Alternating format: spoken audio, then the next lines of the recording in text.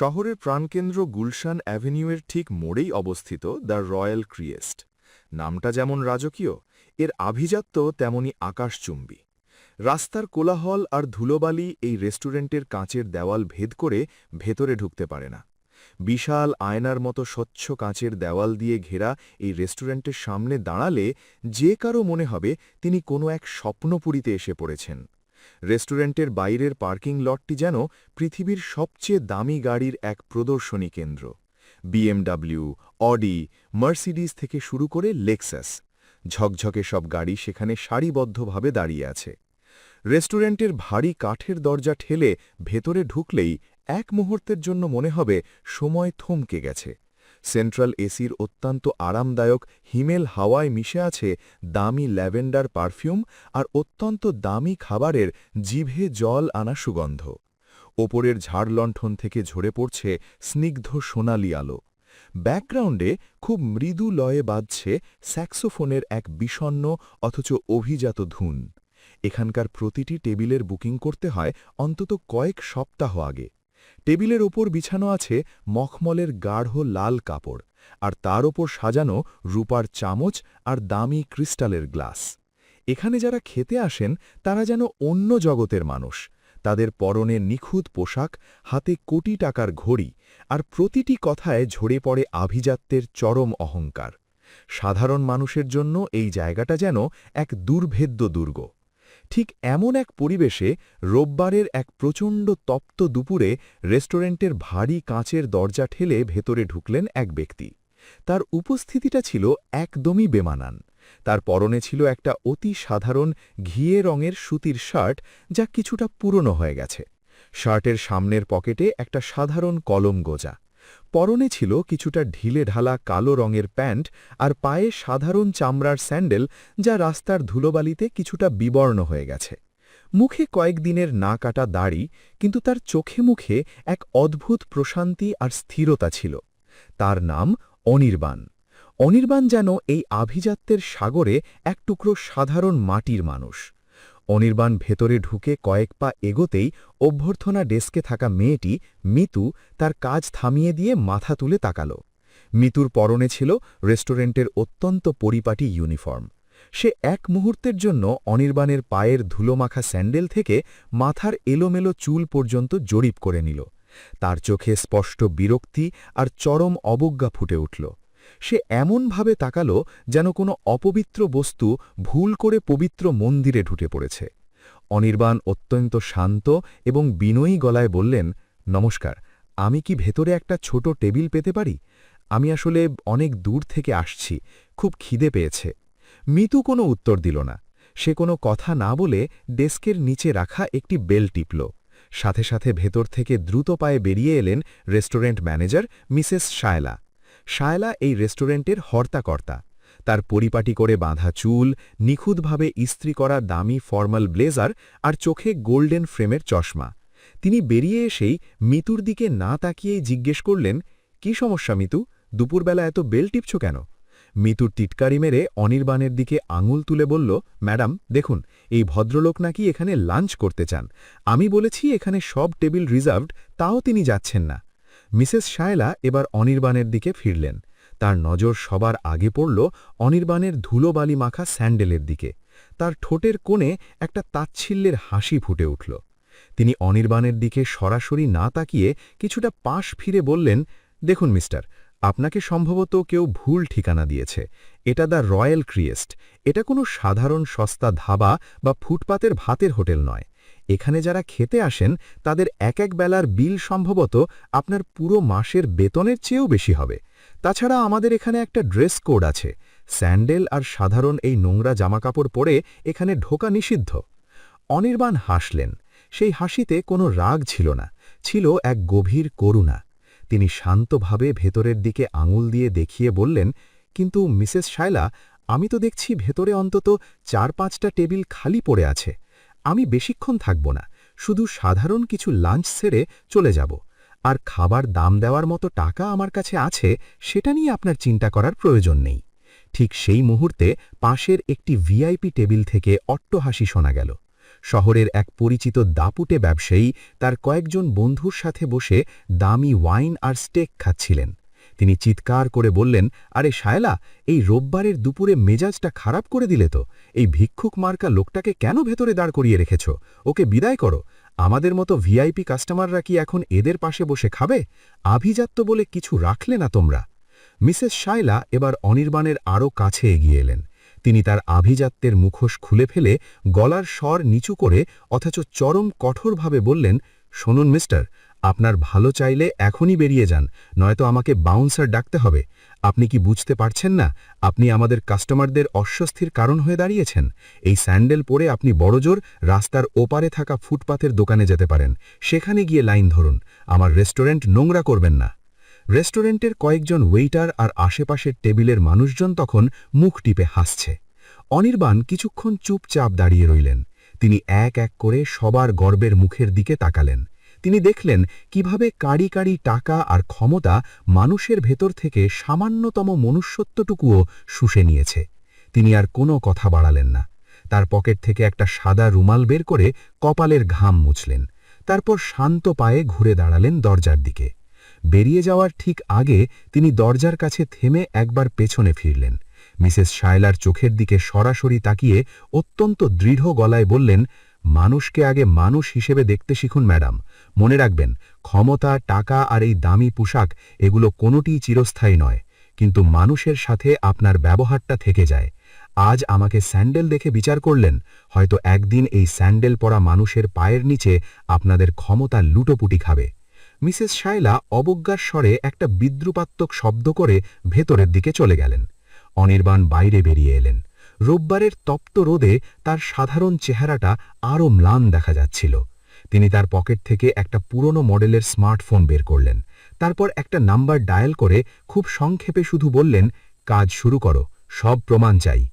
অনির্বাণ যখন রাস্তার ওপারে থাকা একটি সাধারণ ভাতের হোটেলের দিকে এগিয়ে যাচ্ছিলেন, তখন কেউ খেয়াল করল না যে রেস্টুরেন্টের পার্কিং লটের একটু দূরে একটা কালো কাঁচ ঘেরা এসইউভি দাঁড়িয়ে আছে।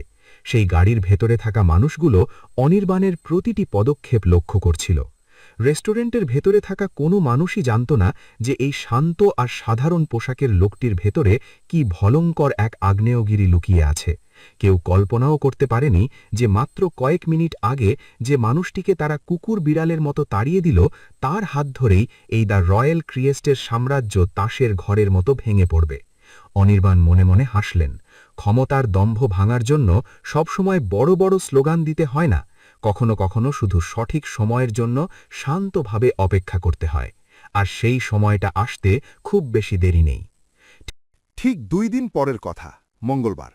ঘড়িতে তখন দুপুর ঠিক 1:30। দ্য রয়্যাল ক্রিয়েস্টে তখন মধ্যাহ্নভোজের ব্যস্ততা তুঙ্গে। আভিজাত্যের সেই একই চেনা দৃশ্য, দামি গাড়ির ভিড়, সুটেড বুটেড মানুষের আনাগোনা আর ম্যানেজার মিসেস শায়লার সেই চিরচেনা গর্বিত হাসি। আজ এক বিশেষ রাজনৈতিক নেতার ছেলের জন্মদিন পালন করা হচ্ছে বড় একটি টেবিলে, তাই শায়লা আজ একটু বেশিই ব্যস্ত এবং সতর্ক। হঠাৎ রেস্টুরেন্টের সামনে ধীর গতিতে এসে থামল একটি কালো রঙের পাজিনো। গাড়িটির সামনে সরকারি মনোগ্রাম লাগানো এবং ওপরে নীল রঙের একটি বাতি। গাড়ির পেছনে আরও 2টি পুলিশের জিপ। মুহূর্তের মধ্যে রেস্টুরেন্টের গেটের সামনে একটা শোরগোল পড়ে গেল। ডাইনিং রুমে বসে থাকা প্রভাবশালী কাস্টমাররা কিছুটা অবাক হয়ে জানলার দিকে তাকালেন। গাড়ি থেকে প্রথমে নামলেন 4 জন পুলিশ সদস্য এবং 3 জন সিভিল ড্রেসের মানুষ। তাদের হাতে ফাইল আর গলায় ঝোলানো পরিচয়পত্র। তারা সরাসরি রেস্টুরেন্টের প্রধান ফটক দিয়ে ভেতরে প্রবেশ করলেন। ম্যানেজার মিসেস শায়লা কিছুটা হকচকিয়ে গেলেন, কিন্তু তিনি অভিজ্ঞ মানুষ। পরিস্থিতি সামাল দেওয়ার জন্য মুখে একটি মেকি হাসি ফুটিয়ে এগিয়ে এলেন। নমস্কার স্যার, আমি এই রেস্টুরেন্টের ম্যানেজার। কোনো সমস্যা? আমরা কি কোনোভাবে আপনাদের সাহায্য করতে পারি? শায়লার গলায় এখন আর সেই আগের দম্ভ নেই, বরং কিছুটা তোষামদ মেশানো ভয়। পুলিশের সাথে আসা এক অফিসার গম্ভীর গলায় বললেন, আমরা জাতীয় ভোক্তা অধিকার সংরক্ষণ অধিদপ্তর এবং খাদ্য নিরাপত্তা অধিদপ্তর থেকে এসেছি। আমাদের কাছে এই রেস্টুরেন্টের বিরুদ্ধে বেশ কিছু গুরুতর অভিযোগ আছে। আমরা আজ জরুরি রেইড বা তল্লাশি চালাতে এসেছি। মিসেস শায়লার কপালে হালকা ঘাম দেখা দিল। তিনি দ্রুত বললেন, স্যার, আপনি বোধহয় জানেন না এই রেস্টুরেন্টের মালিককে। তাছাড়া আমাদের সব কাগজপত্র একদম ঠিক আছে। আপনারা যদি একটু ভেতরে আমার কেবিনে আসতেন, আমরা বিষয়টি নিয়ে আলোচনা করতে পারতাম। অফিসারটি তাচ্ছিল্যের সাথে বললেন, আলোচনা করার জন্য আসিনি ম্যাডাম, আমরা এসেছি আইন প্রয়োগ করতে। আপনার কেবিনে নয়, আমরা আগে আপনার কিচেন এবং স্টোর রুম দেখব। ঠিক সেই মুহূর্তে কালো পাজেরো গাড়ির পেছনের দরজা খুলে গেল। গাড়ি থেকে নামলেন একজন দীর্ঘদেহী মানুষ। তার পরনে এবার একটি নীল রঙের ফর্মাল শার্ট, হাতে দামি ঘড়ি এবং চোখের রোদ চশমা। তাকে ঘিরে আরও দুজন নিরাপত্তারক্ষী। তিনি ধীর স্থির পায়ে রেস্টুরেন্টের ভেতরে প্রবেশ করলেন। তাকে দেখামাত্র রেস্টুরেন্টের ভেতর থাকা পুলিশ আর অফিসাররা স্যালুট ঠুকলেন। মিসেস শায়লা দূর থেকে লোকটিকে দেখছিলেন। লোকটা যখন কাছে এলেন এবং নিজের চোখের রোদ চশমাটা খুললেন, তখন শায়লার পায়ের তলার মাটি যেন সরে গেল। এই সেই মানুষ, সেই ঘিয়ে রঙের শার্ট আর ধুলো মাখা স্যান্ডেল পরা লোকটা, যাকে দুদিন আগে তিনি কুকুর বিড়ালের মতো তাড়িয়ে দিয়েছিলেন, যাকে ভিক্ষুক বলে অপমান করা হয়েছিল। আজ তিনি দাঁড়িয়ে আছেন এক অজেয় ক্ষমতার মূর্ত প্রতীক হয়ে। তিনি আর কেউ নন, জেলার নবনিযুক্ত ভোক্তা অধিকার অধিদপ্তরের পরিচালক এবং স্পেশাল টাস্ক ফোর্সের প্রধান অনির্বাণ চৌধুরী। অনির্বাণ মিসেস শায়লার চোখের দিকে তাকিয়ে মৃদু হাসলেন। সেই হাসিতে কোনো প্রতিহিংসা ছিল না, ছিল বিচারের সংকল্প। তিনি শান্ত গলায় বললেন, কেমন আছেন মিসেস শায়লা? আজ কি আমার ড্রেস কোড ঠিক আছে, নাকি আজও আমাকে ফুটপাতের দোকানে যেতে হবে? মিসেস শায়লার মুখটা ফ্যাকাশে হয়ে গেল। তার গলা দিয়ে কোনো শব্দ বেরোচ্ছিল না। তিনি তোতলামি করে বললেন, স্যার, আমি আসলে বুঝতে পারিনি, আমি দুঃখিত স্যার। অনির্বাণ তাকে থামিয়ে দিয়ে বললেন, ব্যক্তিগত দুঃখ প্রকাশের সময় এখন নয় ম্যাডাম, ডিউটি কলস, তল্লাশি শুরু হোক। অনির্বাণ নিজে দাঁড়িয়ে থেকে প্রতিটি সেকশন পরীক্ষা করতে শুরু করলেন। বাইরে থেকে যে রেস্টুরেন্টকে স্বর্গের মতো দেখাচ্ছিল, ভেতরের সত্যটা ছিল ভয়াবহ। অফিসাররা কিচেনে ঢুকে চমকে উঠলেন। ফ্রিজ খুলতেই দেখা গেল মাসের পর মাস পুরনো পচা মাংস রাখা আছে, যা কেমিক্যাল দিয়ে তাজা দেখানোর চেষ্টা করা হয়েছে। রান্নায় ব্যবহার করা হচ্ছে অত্যন্ত নিম্নমানের পোড়া তেল। এমনকি দামি মিনারেল ওয়াটারের বোতলে ভরা হচ্ছে সাধারণ ট্যাপের জল। পুরো ডাইনিং রুমে তখন পিনপতন নীরবতা। যে ধনী কাস্টমাররা এতক্ষণ দামি স্টেক খাচ্ছিলেন, তারা ঘৃণা আর ভয়ে তাদের প্লেট সরিয়ে নিলেন। রেস্টুরেন্টের আভিজাত্যের আড়ালে লুকিয়ে থাকা এই নোংরা সত্য দেখে সবাই স্তব্ধ। অফিসাররা যখন স্টোর রুমে ঢুকলেন, তখন দেখা গেল সেখানে কোনো লাইসেন্স বা ট্রেড পারমিটের নবায়ন নেই। গত কয়েক বছর ধরে কর ফাঁকি দেওয়ার বড় ধরনের জালিয়াতিও ধরা পড়ল। অনির্বাণ একটি ফাইল হাতে নিয়ে মিসেস শায়লার সামনে এসে দাঁড়ালেন। তিনি বললেন, ম্যাডাম, আপনাদের অপরাধ কেবল মানুষকে বা আমাকে অপমান করা নয়। আপনাদের আসল অপরাধ মানুষের জীবন নিয়ে খেলা করা। এই পচা মাংস আর ভেজাল খাবার আপনারা এই চড়া দামে মানুষকে খাওয়াচ্ছেন। এই কি আপনাদের আভিজাত্য? মিসেস শায়লা এবার অনির্বাণের সামনে হাত জোড় করে ক্ষমা চাওয়ার চেষ্টা করলেন। স্যার, দয়া করে এবারের মতো মাফ করে দিন। আমাদের রেস্টুরেন্টটা বন্ধ করবেন না, আমরা সব ঠিক করে দেব। অনির্বাণ কঠোর গলায় বললেন, মানুষকে যখন বিচার করেন তখন তো সুযোগ দেন না। আজ আইন কেন আপনাকে সুযোগ দেবে? ক্ষমতার দম্ভ যখন দেখান তখন তো ভুলে যান যে আইনের হাত অনেক লম্বা। অনির্বাণ তৎক্ষণাৎ আদেশ দিলেন রেস্টুরেন্টটি সাময়িকভাবে সিল বন্ধ করে দেওয়ার জন্য এবং ৫০ লক্ষ টাকা জরিমানার নির্দেশ দিলেন। সাথে সাথে মালিক এবং ম্যানেজারকে জিজ্ঞাসাবাদের জন্য আটক করার নির্দেশ দিলেন। রেস্টুরেন্টের বাইরে তখন শত শত উৎসুক মানুষের ভিড়। টিভি ক্যামেরার ফ্ল্যাশ জ্বলছে চারদিকে। যে রেস্টুরেন্টটি ছিল ধরাছোঁয়ার বাইরে, আজ তা সাধারণ মানুষের সামনে অপরাধের আখড়া হিসাবে প্রমাণিত হল। অনির্বাণ যখন রেস্টুরেন্ট থেকে বেরিয়ে আসছেন, তখন তার সামনে অনেক সাংবাদিক মাইক্রোফোন এগিয়ে ধরলেন। তার মধ্যে একজন সাংবাদিক উত্তেজিত হয়ে জিজ্ঞেস করলেন, স্যার, আপনি কি আগে থেকেই জানতেন যে এখানে এত অনিয়ম চলছে, নাকি আপনার সাথে কোনো ব্যক্তিগত ক্ষোভ ছিল বলে আপনি আজ এই রেডটা করলেন? অনির্বাণ গাড়িতে ওঠার আগে একটু থামলেন। তিনি সাংবাদিকদের দিকে তাকিয়ে এক মুহূর্তের জন্য সেই শান্ত এবং গভীর হাসিটা দিলেন। এরপর তিনি যা বললেন তা শুনে উপস্থিত সবাই স্তব্ধ হয়ে গেল। ব্যক্তিগত কোনো রাগ? না, একদমই না। বরং আমি এই রেস্টুরেন্ট কর্তৃপক্ষের কাছে কৃতজ্ঞ, কারণ তারা আমাকে চোখে আঙুল দিয়ে দেখিয়ে দিয়েছেন যে আমাদের তথাকথিত আধুনিক সমাজের সবচেয়ে বড় ব্যাধিটা আসলে কোথায় লুকিয়ে আছে। আমি সেদিন সাধারণ পোশাকে এখানে খেতে আসিনি। আমি আসলে দেখতে এসেছিলাম এই শহরের সবচেয়ে অভিজাত দাবি করা মানুষগুলো অন্য একজন মানুষকে কিভাবে দেখে। আমি দেখতে চেয়েছিলাম আপনাদের চকচকে মেনু কার্ডের দামি খাবারের আড়ালে সামান্যতম মনুষ্যত্ব কোথাও বেঁচে আছে কিনা। তিনি একটু থামলেন। তারপর ভিড়ের মধ্যে থেকে হাতকড়া পরা অবস্থায় থাকা ম্যানেজার মিসেস শায়লার দিকে সরাসরি তাকালেন। শায়লা তখন মাথা নিচু করে পুলিশের গাড়ির দিকে এগোচ্ছিলেন। অনির্বাণ বলে চললেন, ম্যাডাম সেদিন আমাকে বলেছিলেন এই জায়গা নাকি সবার জন্য নয়। আজ আমি এখানে দাঁড়িয়ে প্রমাণ করতে এসেছি যে আইন সবার জন্য সমান, আর এই দেশটাও সবার জন্য। এখানে কয়েক হাজার টাকার স্যান্ডেল পরা মানুষ আর কয়েক লক্ষ টাকার স্যুট পরা মানুষের সম্মান পাওয়ার অধিকার এক। আপনারা যখন মানুষের পোশাক দেখে তাকে বিচার করেন, তখন আসলে আপনারা সেই মানুষটির নয়, বরং নিজেদের নিচুতাই সবার সামনে প্রকাশ করেন। অনির্বাণের এই বলিষ্ঠ বক্তব্য শেষ হতেই উপস্থিত জনতা হাততালিতে ফেটে পড়ল। সাধারণ পথচারী থেকে শুরু করে বড় বড় অফিস ফেরত মানুষগুলো সেদিন এক অনন্য নৈতিক জয়ের সাক্ষী হল। অনির্বাণ ধীর পায়ে গাড়িতে উঠে বসলেন, কিন্তু দ্য রয়্যাল ক্রিয়েস্টের গল্পটা সেখানেই শেষ হল না। পরের কয়েকদিন পুরো শহরের প্রতিটি চায়ের টেবিল থেকে শুরু করে সোশ্যাল মিডিয়া সবখানে আলোচনার কেন্দ্রে ছিল দ্য রয়্যাল ক্রিয়েস্টের পতন।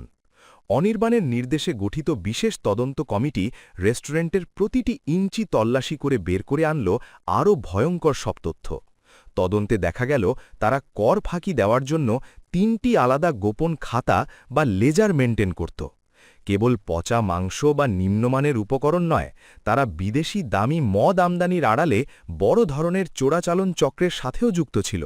এমনকি রেস্টুরেন্টের পেছনের একটি গোপন রুমে মজুদ রাখা ছিল প্রচুর অবৈধ বিদেশি পণ্য। অনির্বাণের কঠোর রিপোর্টের ভিত্তিতে বিশেষ কমিটি রেস্টুরেন্টটির লাইসেন্স স্থায়ীভাবে বাতিল ঘোষণা করল। সেই সাথে মালিক পক্ষকে ৫ কোটি টাকা জরিমানা এবং ম্যানেজার সহ জড়িত ৩ জনকে দ্রুত বিচার ট্রাইব্যুনালের মাধ্যমে ৩ বছরের সশ্রম কারাদণ্ড দেওয়া হল। আভিজাত্যের যে দুর্গ একসময় অহংকারে আকাশ ছুঁতে চেয়েছিল, তা আইনের এক আঘাতে তাসের ঘরের মতো ধূলিস্যাৎ হয়ে গেল। গল্পের শেষে আবারও একবার ফিরে তাকানো যাক সেই অন্ধকার হয়ে যাওয়া রেস্টুরেন্ট দ্য রয়্যাল ক্রিয়েস্টের দিকে। বিশাল বিশাল ক্রিস্টালের ছায়ালণ্ঠনগুলো এখন ধুলোয় ধূসরিত হয়ে নিভে আছে। মখমলের সেই দামি লাল কাপড়ে এখন উইপোকা বাসা বাঁধছে, আর রেস্টুরেন্টের মূল ফটকে বড় করে ঝোলানো হয়েছে একটি সরকারি সিলমোহরযুক্ত নোটিশ, স্থায়ীভাবে সিলমোহর ও লাইসেন্স বাতিল। শহরের মানুষ এখন আর ওই পথ দিয়ে যাওয়ার সময় সম্ভ্রমের চোখে তাকায় না, বরং এক ধরনের ঘৃণা আর ধিক্কার নিয়ে তাকিয়ে থাকে। তারা বুঝতে পেরেছে যে আভিজাত্য কেবল মানুষকে ঘৃণা করতে আর অবজ্ঞা করতে শেখায়, তা আসলে কোনো আভিজাত্যই নয়, বরং তা এক ধরনের মানসিক দীনতা। অনির্বাণ চৌধুরী তার নতুন অভিযানের উদ্দেশ্যে বেরোলেন। তার পরনে আবারও সেই সাধারণ সুতির শার্ট আর পায়ে সেই সাধারণ স্যান্ডেল। তিনি জানেন, ক্ষমতার জোর চিৎকার করে জাহির করার প্রয়োজন হয় না। যারা সত্যিকার শক্তিশালী তারা স্থির আর শান্ত থাকে, আর যারা সাধারণের বেশে ঘুরে বেড়ায় তাদের ভেতরেই লুকিয়ে থাকে সমাজ পরিবর্তনের সবচেয়ে বড় শক্তি। শহরের ব্যস্ত রাজপথে আবারও এক নতুন ভোরের রোদ উঠেছে। অনির্বাণ হাঁটছেন হাজারো সাধারণ মানুষের ভিড়ে মিশে। কেউ তাকে চিনতে পারছে না, কেউ তার দিকে ফিরে তাকাচ্ছে না, কিন্তু তিনি জানেন তিনি একা নন। এই সাধারণ পোশাকের আড়ালে লুকিয়ে থাকা সৎ আর মেহনতি মানুষগুলোই আসলে এই দেশের আসল মেরুদণ্ড। গল্পের মূল শিক্ষা: পোশাক বা বাহ্যিক চাকচিক্য দেখে কখনো মানুষকে মাপবেন না, কারণ সমুদ্রের গভীরতা যেমন ওপর থেকে দেখে আন্দাজ করা যায় না, ঠিক তেমনি মানুষের আসল তেজ তার সাধারণ চেহারার আড়ালে লুকিয়ে থাকতে পারে। ক্ষমতা থাকা উচিত মানুষের চরিত্রে, পকেটে নয়।